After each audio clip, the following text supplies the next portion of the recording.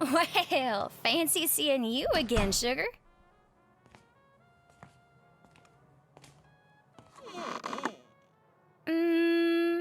Let me guess. Black coffee and a slice of pie? Of course I remember. Besides, it's not like many people stop in this time of night. Now, you just make yourself comfortable while I go and grab your pie. Oh, I hope you like rhubarb.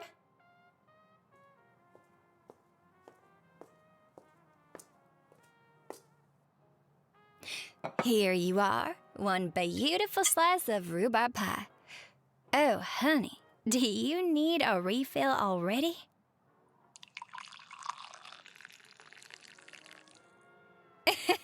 So, are you some kind of caffeine junkie, or was today especially draining? Oh, I see. Yep, that makes a lot of sense. A new job in a new town would certainly have me reaching for an extra cup of joe. Well, I'll make sure to keep you topped up just as long as you get that pie in your stomach. This much coffee with no food is bound to make you feel queasy. Oh my, that reminds me of one of the more ridiculous nights I've worked here. You would not believe some of the shenanigans that can be had at an all-night diner, I swear. None taken, sweetie. That's what I would have thought too, but I would not be surprised to find out that this place was built over an ancient burial ground or something. We seem to be a bit of a magnet for the weird and weirder. Well, since you asked, I am happy to oblige. But fair warning, sugar, once I get started, this story is being told from beginning to end. And I know most people like to enjoy their midnight breakfast in peace. Alrighty then. I was going to say, how fast you downed that first cup reminded me of this one night a couple months ago. The customer walked in and sat down over there at the end of the counter. Just wanted coffee and seemed content to watch the weather station on that old TV up there in the corner. Yeah, it's really more for looks. The thing only gets 3 stations: weather, some foreign sports channel, and infomercials that look like reruns from over 20 years ago.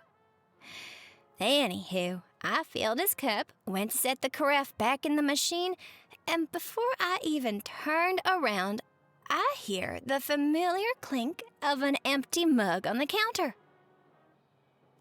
Okay, I know what you're thinking. That's not all that remarkable. So what? He drank his coffee fast. And you'd be right, it wasn't all that strange. So I pulled the carafe back, walked over, offered him a refill, and he gave me a nod while keeping his eyes glued on that weather. I poured the coffee and then turned away again to set it back in the machine, just as I set it down.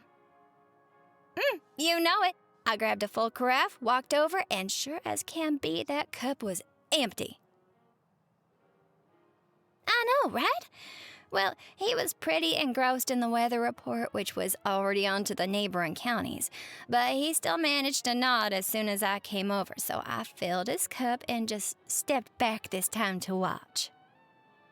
Now, normally, I'd feel more than a little rude about staring at a fellow like that, but he didn't even seem to notice I existed. In fact, he didn't even blink while the weather was on. While I watched him and he watched the forecast, he didn't touch that cup.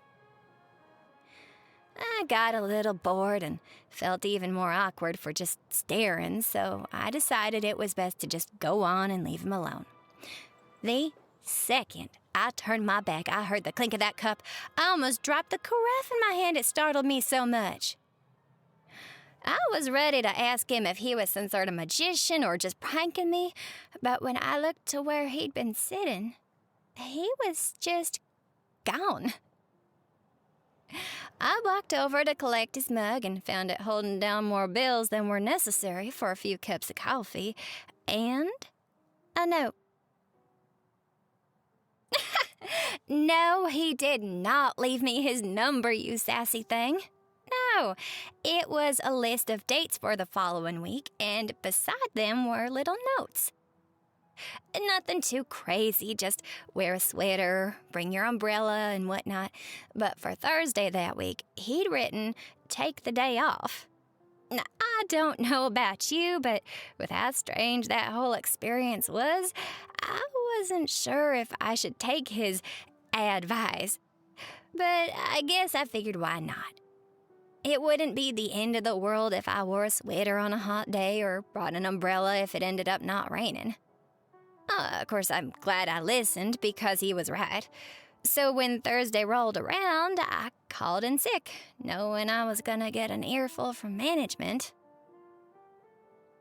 Oh, they're not all that mean. It's just that there aren't a whole lot of people willing to work the night shift, even with time and a half as incentive. Well, I stayed home and had a lovely day catching up on my favorite shows and chewing through a new book series. It's like Tales from the Crypt, The Twilight Zone, and a Disney princess romance all balled into one. Oh, I know that makes about as much sense as a peanut butter dill pickle sandwich, but I just can't get enough of it. The sandwich is surprisingly good, too. Don't knock it till you try it. When I got to work the next evening, I found out that an explosion at the local power transformer had fried everything electronic in the diner. Well, everything except for that TV. So it wasn't anything too terrible, and we got some shiny new equipment out of it to boot. I bet most people would want to dissect the whole experience and come up with some sort of explanation for everything that happened. I'm really not sure why he chose this diner for his coffee or how he managed to drink it so fast. But I think I kind of like not knowing. Might have been strange, but also it's a little bit magical when you think about it. And I think most of us could stand a little magic in our lives. I don't think the pie is actually magic, but I am so glad to hear you like it. Some folks don't care for rhubarb, thinking it's gonna taste like celery or something. You gotta be a little open-minded to find the hidden gems in life, I suppose. Do you need any more coffee before you head out, sugar? Of course, and thank you for sticking around to hear it. If the night shift starts getting the better of you, you know you can always stop by for some coffee and pie. Alrighty, you too, sugar. Take care, and don't be a stranger. Hey, sweetheart. Thank you so much for listening. If you liked this audio, go ahead and give it a comment or a thumbs up, and if you'd like to be notified when more of my work comes out, feel free to subscribe.